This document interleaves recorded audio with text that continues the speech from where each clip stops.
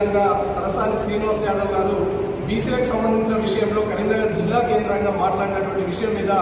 జిల్లా Congress party BCC పక్షాన మాజీ మంత్రులందరికీ కూడా మేము స్పష్టంగా సూటిగా ఒక ప్రశ్న అడగదలుచుకున్నాం. గత 10 సంవత్సరాల కాలంలో టీఆర్ఎస్ పార్టీ అధికారంలో ఉండి, సెంట్రల్లో బీజేపీ అధికారంలో ఉండి బీసీల కోసం ఏం న్యాయం చేసిందో ఈ ముగ్గురు మంత్రులతో పాటు బీఆర్ఎస్ పార్టీ అధిష్టానాన్ని నిలదీసేంత దమ్ము, ధైర్యం గంగుల కమలాకర్ గారికి కానీ, తలసాని శ్రీనివాస్ యాదవ్ గారు కానీ,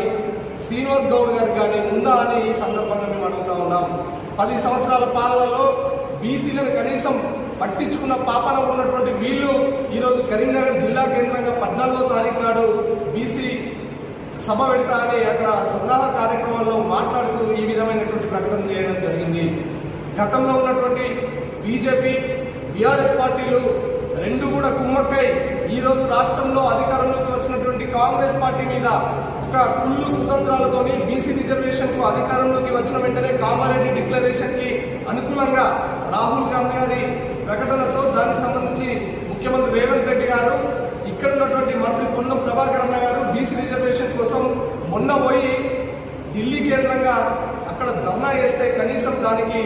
అనుగుణంగానో లేదంటే బీసీల మీద ఉన్నటువంటి ప్రేమకు అనుగుణంగానో కనీసం చిన్న ప్రకటన కూడా చేయనటువంటి ఈ రెండు పార్టీలు కూడా బీసీలకు సంబంధించినటువంటి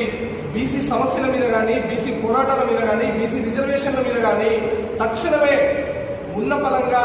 మోకాల మీద నిలబడి క్షమాపణలు తెలంగాణ బీసీ సమాజాన్ని కోరాలని మేము ఈ సందర్భంగా అడుగుతా ఉన్నాం.